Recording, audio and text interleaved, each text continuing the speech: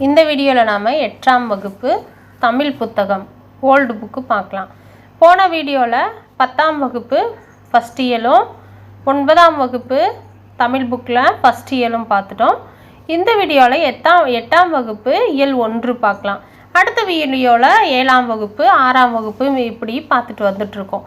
அதாவது ஒரு புக்கில் இருந்து 10th 6th வரைக்கும் இருக்கிற ஒவ்வொரு இயல்களாக, ஒரு இயல்னால் ஃபுல்லாக எல்லா புக்லேயும் பார்த்துடலாம். அடுத்தது இந்த இயல் 1 முடித்ததுக்கப்புறம் அடுத்தது 10th to 6th வரைக்கும் இருக்கிற இயல் 2 பார்க்கலாம். தொடர்ந்து பாருங்கள், உங்களுக்கு ரிவிஷனுக்கும் ரொம்ப யூஸ்ஃபுல்லாக இருக்கும். ஸ்கிப் பண்ணாமல் பாருங்கள்.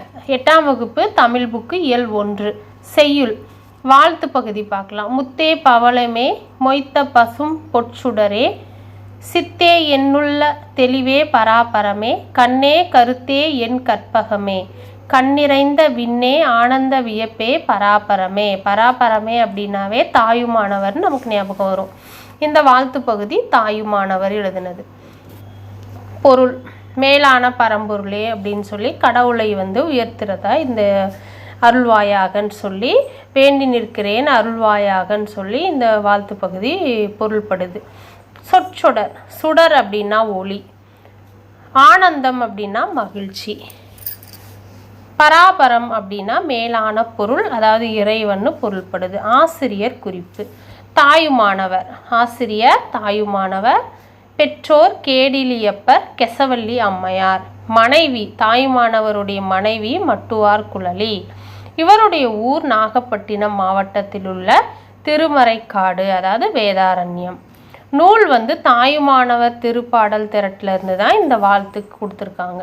பணி, இவர் என்ன பணி செய்தார்னா திருச்சியை ஆண்ட விசய ரகுநாத சொக்கலிங்கரிடம் கருவூல அலுவலர். இந்த கொஸ்டின் டிஎன்பிஎஸ்சியில் கேட்டிருக்காங்க இல்லையா.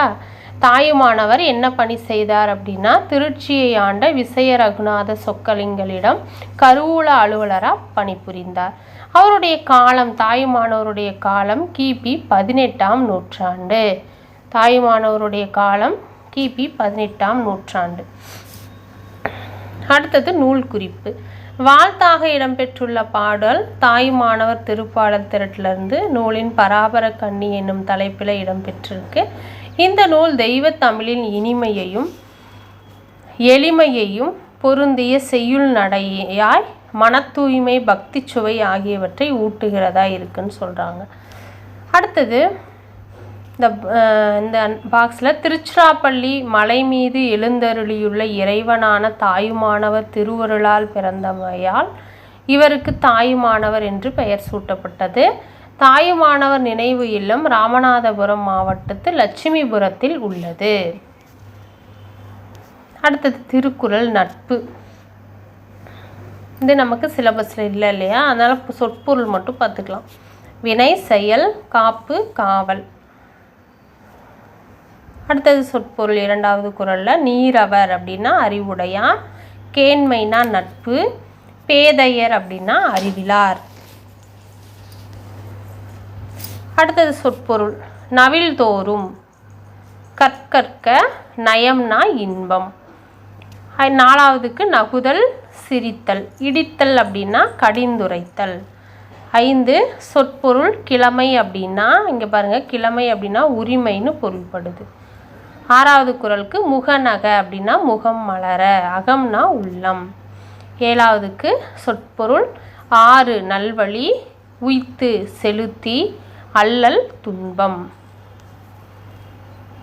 8 உடுக்கை அப்படின்னா ஆடைன்னு பொருள்படுது. இது இடுக்கண் அப்படின்னா துன்பம், களைவது அப்படின்னா நீக்குவது. 9க்கு சொற்பொருள் கொட்பின்றி வேறுபாடு இல்லாமல், ஊன்றும் அப்படின்னா தாங்கும். 10வது சொற்பொருள் புனைதல் அப்படின்னா புகழ்தல்னு பொருள்படுது. ஆசிரியர் குறிப்பு பெயர் திருவள்ளுவர். இது போன 9th புக்கில் பார்த்தது தான். முதற் பாவலர், பொய்யில் புலவர், பெருநாவலார், சென்னார் போதார், கிமு 31 பிறந்தவர் என உறுதி செய்து திருவள்ளுவர் ஆண்டு கணக்கிடப்படுது. சிறப்பு, வள்ளுவன் தன்னை உலகிற்கே தந்து வான்புகழ் கொண்ட தமிழ்நாடுன்னு சொன்னவர் பாரதியார். வள்ளுவனை பெற்றதால் பெற்றதே புகழ் வையகமேன்னு சொன்னவர் பாரதிதாசன். தமிழ்நாடுன்னு வந்தால் பாரதியார், வையகமேன்னு வந்தால் பாரதிதாசன் ஞாபகம் வச்சுக்கோங்க. நூல் குறிப்பு. திருக்குறள் 11 கீழ்கணக்கு நூல்களுள் ஒன்று. குறள் வெண்பாக்களால் ஆனதால் குறள் எனவும் மேன்மை கருதி திரு என அடைமொழியுடன் திருக்குறள் என அழைக்கப்படுது. நாடு, மொழி, இனம், சமயம் கடந்து எக்காலத்திற்கும் பொருந்துவதாக அமைந்திருக்கிறதுனால திருக்குறள் உலக பொதுமறை என போற்றப்படுது. மக்கள் வாழ்வில் அடையத்தக்க உறுதி பொருள்களாகிய அறம், பொருள், இன்பம் என்னும் 3 பிரிவுகளையும் விரித்து உரைப்பது திருக்குறள். எனவே இந்த நூல் முப்பால் எனவும் பெயர் பெற்றிருக்கு. இது 133 அதிகாரங்களையும் 1330 குறட்பாக்களையும் பெற்றுள்ளது. அடுத்து வாயுரை, வாழ்த்து, பொதுமறை, பொய்யாமொழி, தெய்வ நூல் முதலிய பெயர்களுள் இதற்கு உண்டு. இதன் பெருமையை உணர்த்த வீரமாமுனிவர் லத்தீனிலும் ஜியு போப் ஆங்கிலத்திலும் திருக்குறளை மொழிபெயர்த்திருக்காங்க. இந்த நூல் உலக மொழியின் பலவற்றிலும் மொழிபெயர்க்கப்பட்டிருக்கு. திருவள்ளுவ மாலை என்னும் நூல்தான் இதன் பெருமைக்கு சிறப்புக்கும் சான்றா திகழ்கிறது. திருவள்ளுவ மாலை உருசிய நாட்டில் அணு துளைக்காத கிரகம்பல் மாளிகையில் உள்ள சுரங்க பாதுகாப்பு பெட்டகத்தில் திருக்குறளும் இடம்பெற்றுள்ளது. உருசிய நாட்டு அணு துளைக்காத கிரகம்பல் மாளிகையில். அப்புறம் அடுத்தது இங்கிலாந்து நாட்டு காட்சி சாலையில் திருக்குறள் விவிலியத்துடன் வைக்கப்பட்டிருக்கு. பைபிளோடு சேர்த்து திருக்குறளும் இங்கிலாந்து நாட்டு காட்சி சாலையில் வைக்கப்பட்டிருக்கு. அடுத்து நம்ம அறிந்து கொள்வோம். பற்றுக பற்றற்றான் பற்றினை அப்பற்றை பற்றுக பற்று விடத்து. இந்த குறள் படித்தா உதடுகள் ஒட்டி நிற்கும். இதன் பொருளோ இறைவனை பற்றி நிற்கும். அறம், பொருள், இன்பம் என முப்பாலும் தப்பாமல் வந்த குறள் எதுனா இதுதான். அரண் ஈனும் குறள் 754. உதடுகள் ஒட்டி நிற்கும் குறள் இறைவனை பற்றி நிற்கும். பற்றுக இது இப்போ உதடுகளை ஒட்டி நிற்கும் குறள் 350.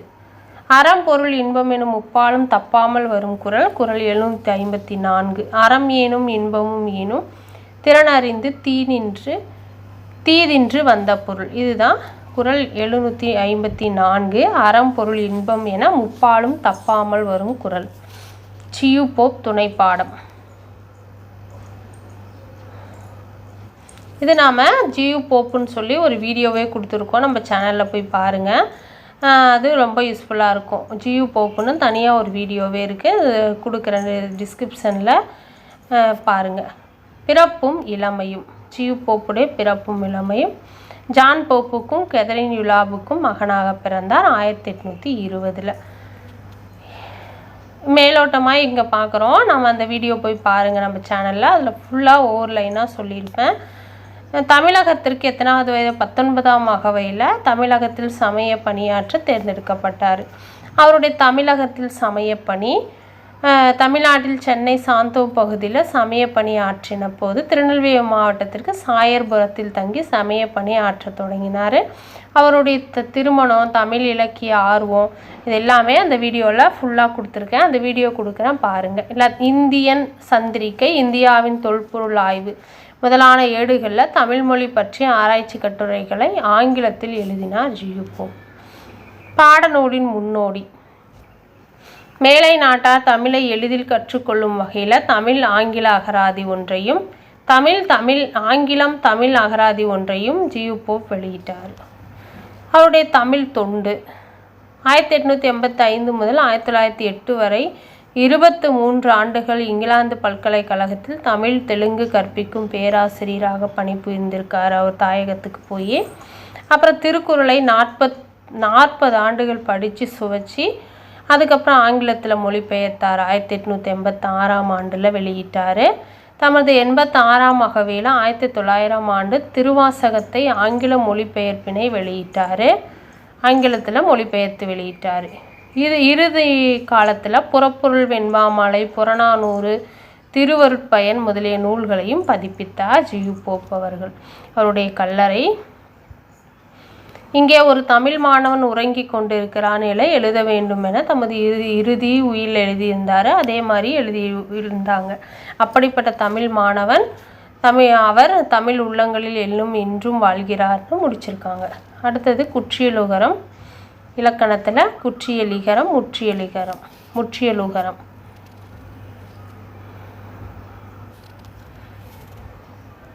ஆசிரியர் மாணவர் பேசுகிற மாதிரி தான் இந்த லெசனும் கொடுத்துருக்காங்க. ஒவ்வொரு எழுத்துக்கும் ஒலிக்கின்ற கால அளவு இருக்குது. குறிலுக்கு 1 மாத்திரை, நெடிலுக்கு 2 மாத்திரை, மெய்யுக்கு அரை மாத்திரை அப்படிங்கிற கால அளவில் தான் எழுத்துக்கள் ஒலிக்க வேண்டும். உகரம் குறிலானதால் 1 மாத்திரை கால அளவே ஒலிக்கணும். ஆனால் அது 1 மாத்திரை அளவில் ஒலிக்காமல் சில சொற்களில் அரை மாத்திரை கால அளவே ஒலிக்கும். அவ்வாறு ஒலிப்பதற்கு தான் குற்றிய லுகரம் என இலக்கண நூலார் குறிப்பிடுறாங்கன்னு சொல்கிறாங்க. எழுத்துக்கள் சேர்த்து இக்கு கூட்டல் ஊ கூ, இச்சு கூட்டல் ஊ சு, இதெல்லாம் வரும்போது உகரம் அரை மாத்திரையாக குறைந்து ஒலிக்குது. உசுடு துபுரு ஆகிய இந்த 6 எழுத்துக்களும் சொல்லின் இறுதியில் வருமாறு சில சொற்களை சொல்லுங்கள். இதுதான் குற்றியல் உகர சொற்கள். பசு, காடு, பந்து இதெல்லாம் சு டு து ஆகிய எழுத்துக்கள் சொல்லின் இறுதியில் வந்திருக்கு. ஆனால் பசு என்பதில் ஒலிக்கும் சூவையும் காசு என்பதில் ஒலிக்கும் சூவையும் அச்சொற்களோடு சேர்த்து ஒலி கேளுங்கள். ஏதேனும் ஒளிபாடு தெரிகிறதா அப்படின்னு கேட்குற மாதிரி கொடுத்துருக்காங்க. பசு என சொல்லும்போது அதில் உள்ள சூ ஒலியானது 1 மாத்திரை அளவு ஒலிக்குது. காசு என்னும் சொல்லை ஒலிக்கும்போது அதில் உள்ள சூ 1 மாத்திரை அளவு ஒலிக்காமல் குறைந்து ஒலிப்பதை உற்று கேட்டால் ஒலி வேறுபாட்டை அறிவீர்கள்னு சொல்கிறாங்க. குசுடு துபுரு என்னும் 6 வல்லின எழுத்துக்கள் தனி நெடிலை சார்ந்து வரும்போது பல எழுத்துக்களை சார்ந்து சொல்லின் இறுதியில் வரும்போதும் 1 மாத்திரை அளவிலிருந்து குறைந்து ஒலிக்குது. அவ்வாறு குறைந்து ஒலிக்கும் உகரம் குற்றியல் உகரம் எனப்படுது. சொல்லின் ஈற்று அயலெழுத்தை அடிப்படையாக கொண்டு அதனை 6 வகையாக பிரிப்பாங்க. நாகு, காசு, ஆடு, மாது, கோபு, ஆறு இந்த சொற்களை ஒலித்து பாருங்கள். வல்லின மெய்கள் மேல் ஊர்ந்த உகரம் கூ, சு, டு, தூபுரு சொல்லின் இறுதியில் வந்துள்ளது. இவ்வெழுத்துக்களுக்கு முன் என்னென்ன எழுத்துக்கள் வரும்னு சொல்லி கேட்குற மாதிரி. உயிர்மெய் நெட்டெழுத்துக்கள் 4ம் உயிர் நெட்டெழுத்து 2ம் வந்திருக்கு. இவ்வாறு உயிர்மெய் நெட்டெழுத்துக்களை அடுத்து வரும் உகரமேறிய வல்லின எழுத்துக்கள் நெடில் தொடர் குற்றியல் உகரம் எனப்படுது. எக்கு, கக்ஸு, அக்து என்ற சொற்களை ஒலித்து பார்த்தா கூ, சு, து என்னும் வல்லின மெய்கள் மேல் ஊர்ந்து உகரமானது ஆயுத எழுத்தை தொடர்ந்து வந்துள்ளது. அதனால்தான் இது ஆயுத தொடர் குற்றியல் உகரம் அப்படின்னு சொல்லப்படுது. அழகு, அரசு, பண்பாடு, உணது, உருவு, பாலாறு இந்த சொற்களை படித்து பார்த்தா வல்லின மெய்களை ஊர்ந்து உகர எழுத்துக்கள் சொல்லின் இறுதியில் வந்திருக்குன்னு சொல்கிறாங்க. உயிர்மெய் எழுத்துக்கள் வந்திருக்கு. லா இல் கூட்டல் ஆ லா. ரா இரு கூட்டல் ஆ, பா இப் கூட்டல் ஆ. ஆடு என வந்தால் நெடில் தொடர் குற்றியல் உகரம் என்றாங்க. பாலாறு இங்கு ரூ என்னும் எழுத்துக்கு முன்னால் லா வருது. இதனையும் நெடில் தொடர் குற்றியல் உகரம் என்ன சொல்லலாம். உயிர் தொடர் குற்றியல் உகரம் சொல்கிறீங்களேங்கிற மாதிரி இருக்குது. சுக்கு, கச்சு, பட்டு இந்த சொற்கள் கூ, சு, டு ஆகிய எழுத்துக்கள் முன் வல்லின மெய் எழுத்துக்கள் வந்திருக்கு. இதனால் வல்லின தொடர் குற்றியல் உகரம். சங்கு, மஞ்சு, நண்டு, சந்து இது மென்தொடர் குற்றியல் உகரம். கொய்து, சார்பு, மூழ்கு இது இடைத்தொடர் குற்றியல் உகரம். நெடில் தொடர் குற்றியல் உகரம், ஆயுத தொடர் குற்றியல் உகரம், உயிர் தொடர் குற்றியல் உகரம், வன்தொடர் குற்றியல் உகரம், மென்தொடர் குற்றியல் உகரம், இடைத்தொடர் குற்றியல் உகரம்னு குற்றியல் உகரங்கள் 6 வகைப்படுது. நினைவில் கொள்க. கூ, சு, டு, து, புரு என்பன வல்லின மெய்களின் மேல் உகரம் ஊர்ந்து வரும் எழுத்துக்கள். குற்றியல் உகரத்துக்கு அரை மாத்திரை தான். ஈற்று அயலெழுத்தாக தனிநெடில் ஆயுதம் உயிர்மெய் வல்லினம் மெல்லினம் இடையினம் ஆகியவற்றுள் ஏதேனும் ஒன்றை பெற்று வருது. நெடில் தொடர் குற்றியல் உகரம் மட்டுமே 2 எழுத்துக்களை பெற்று வரும். நெடில் தொடர் குற்றியல் உகரம் 2 எழுத்தை பெற்று வருது. ஆடு, மாடு, காது. ஏனைய ஐவகை குற்றியல் உகர சொற்கள் 2ற்கு மேற்பட்ட எழுத்துக்களை பெற்று வரும். 2 மட்டும்தான் 2 எழுத்துக்களை பெற்று வருது 6 எழுத்துக்களில். இன்னும் 4 2 எழுத்துக்களுக்கு மேலே வருது. சுக்கு, பாலாறு, காட்டாறு இதெல்லாம் சொன்னது நன்னூல். அடுத்தது குற்றியல் உகரம், குற்றியல் இகரம்.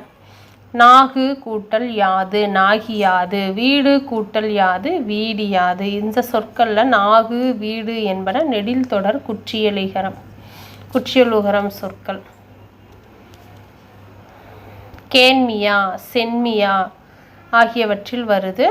மியா என்னும் அசை சொல்லில் உள்ள இகரமும் மீங்கிறது கூட்டல் ஈ தன் மாத்திலிருந்து குறைந்து ஒலிக்குது. இதுவும் குற்றியலுகரம் எனப்படுது.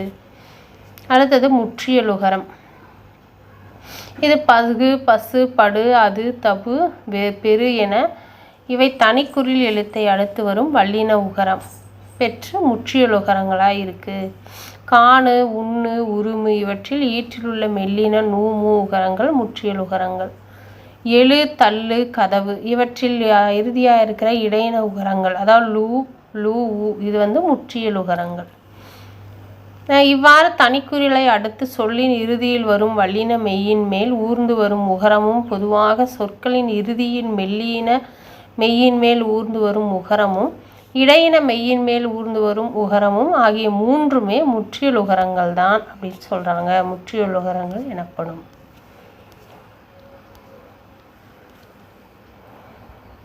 அடுத்து மொழித்திறன் பயிற்சி பார்த்துக்கலாம். சொற்றொடர் வகைகள் கொடுத்துருக்காங்க. செய்வினை செயல்பாட்டு வினை. கயல்விழி பாடத்தை படித்தால் செய்வினை தொடர். எழுவாய் செயல்படு பொருள் பயனிலை வந்திருக்கு, இதனால இது செயல்படு செய்வினை தொடர். செயல்பாட்டு வினையா மாத்திரம் அப்படின்னா பாடம் கயல்விழியால் படிக்கப்பட்டது. பாடம் கயல்விழியால் படிக்கப்பட்டதுன்னா செயல்பாட்டு வினைத்தொடர். அடுத்தது செய்யப்பாட்டு வினை செய்வினை. குறிஞ்சி களி கபிலரால் இயற்றப்பட்டது செயல்பாட்டு வினைத்தொடர். கபிலர் குறிஞ்சி களியை இயற்றினார். இது செய்வினை தொடர். பயிற்சி கொடுத்துருக்காங்க, இது நீங்கள் பயிற்சி செய்து பாருங்கள். களையரிசி துணியை தைத்தால் இதெல்லாம் பயிற்சி செய்து பாருங்கள். செய்தி வெளிப்படும் திறன். தொடர்களில் செய்தி வெளிப்படும் தன்மையினை பொறுத்து செய்தி தொடர், வினாத்தொடர், விளைவு தொடர், உணர்ச்சி தொடர் என பல வகைப்படுத்தலாம். விளைவு தொடர் வாழ்த்துக்கள், வேண்டுதல், கட்டளையிடுதல், வைதல் ஆகிய பொருள்களில் வரும் விளைவு தொடர். எடுத்துக்காட்டு முயற்சி திருவனையாக்கும் என்பது ஆன்றோர் மொழி. இது செய்தி தொடர். பாடம் படித்தாயா இது வினாத்தொடர். நீடூழி வாழ்க இது விளைவு தொடர். என்னே அருவியின் அழகு இது உணர்ச்சி தொடர். கண்ணன் பாடம் படித்தான் இது உடன்பாட்டு தொடர். கண்ணன் பாடம் படித்தலன் அப்படிங்கிறது எதிர்மறை தொடர். அடுத்தது நாம் விரும்பும் கவிஞன். பாரதிதாசனை பற்றி கொடுத்துருக்காங்க. கண்ணல் பொருள் தரும் தமிழே நீ ஓர் பூக்காடு நானோர் தும்பி அப்படின்னு சொன்னவர். உடல் மண்ணுக்கு உயிர் தமிழுக்கு என்று கொள்கையை உயிர் மூச்சாய் பெற்று தமிழ் சொல்லால் பாடம் இயற்றி 20ஆம் நூற்றாண்டு கவிதை வானில் ஒளிநிலவாய் வாணி வந்த பெரும் கவிஞராய் விளங்கினவர் தான் பாரதிதாசன். அவருடைய பிறப்பும் சிறப்பும். தோன்றி புகழோடு தோன்றுக என்னும் பொய்யாமொழியாரின் பொன்மொழிக்கிணங்க புரட்சி பூக்கள் பூத்து குலுங்கிய புதுவையில் புரட்சி கவிஞர் பாரதிதாசன் 29/4/1891 பிறந்தார். கனகசபை என்பார் இவரின் தந்தையார். கவிஞரின் இயற்பெயர் சுப்புரத்தினம். இவருடைய இயற்பெயர் சுப்புரத்தினம். அதாவது தித்திக்கும் முத்தமிழ் புலமை பெற்று தமிழ் ஆசிரியராக பணியாற்றியிருக்கார். சுப்புரத்தினம் ஓர் கவி என்று பாரதியாரால் தமிழ் கூறும் நல்லுலகத்திற்கு அறிமுகம் செய்து வைக்கப்பட்ட கவிஞர் யாருன்னா பாரதிதாசன் தான். பாரதியார் பால் தாம் கொண்ட பற்றால் தம் பெயரை பாரதிதாசன் என்று மாற்றி வைத்து கொண்டார். அறிஞர் உலகம் அவரை புரட்சி கவிஞர் என்று அழைக்குது. அவருடைய தமிழ் பணி.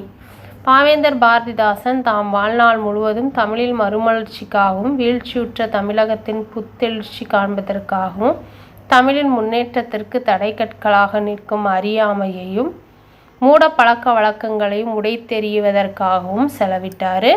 வீடெல்லாம் நாடெல்லாம் மக்களும் இதய கூடெல்லாம் ஏடெல்லாம் இன்பத்தமிழ் மணக்க வேணும் என்று அல்லும் பகலும் அயராது தமிழ் பணியாற்றியவர் யாருன்னு கேட்டால் பாரதிதாசன்.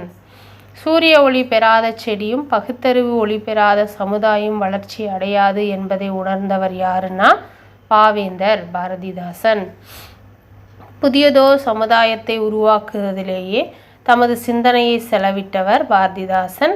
இசை அமுது, குடும்ப விளக்கு, மணிமேகலை வெண்பா, கண்ணகி புரட்சி காப்பியம், படித்த பெண்கள், இளைஞர் இலக்கியம், குறிஞ்சித்திட்டு முதலிய பல மலர்கள் மலர்ந்து நறுமணம் பரப்பி கொண்டிருக்கு அவருடைய நூல்கள். ஓட்டாமல் இனிக்கும் பாடல்கள், தமிழுக்கு அமுதென்று பேர், அந்த தமிழின்ப தமிழெங்கள் உயிருக்கு நேர், பாரதிதாசன் பேர். பாடல்கள் தான் இதெல்லாம். இருட்டறையில் உள்ளதடா உலகம், புதியதோர் உலகு செய்வோம், கெட்ட போரிடும் உலகத்தை வேரோடு சாய்ப்போம் என்னும் பாரதிதாசனின் பாடல்களை நாம் பாடும்போது ஓட்டாமல் இனிக்குதுன்னு சொல்கிறாங்க. அதாவது பாரதிதாசன் தமிழ் கவி, தமிழரின் கவி, தமிழின் மறுமலர்ச்சிக்காக தோன்றிய கவி, தமிழரின் புகழ் மேதினியோங்க வேண்டுமென பிறந்த கவி, அக்கவியின் கவிதைகளை கற்று பயன்பெறுவோமாக அப்படின்னு முடிச்சிருக்காங்க. இந்த இப்படி கவின்னு கொடுத்து கேட்டாங்கன்னா பாரதிதாசன் தான். தமிழின் மறுமலர்ச்சிக்காக தோன்றிய கவி, தமிழரின் புகழ் மேதினியோங்க வேண்டும் என பிறந்த கவி, தமிழ் கவி, தமிழரின் கவி, இது எல்லாமே பாரதிதாசன். அடுத்தது வாழ்க்கை திறன் இது இல்லை. அடுத்தது இயல் 2 வந்துருச்சு. அடுத்தது நம்ம 7th 7ஆம் வகுப்பு தமிழில் முதல் இயல் பார்க்கலாம். நன்றி, வணக்கம்.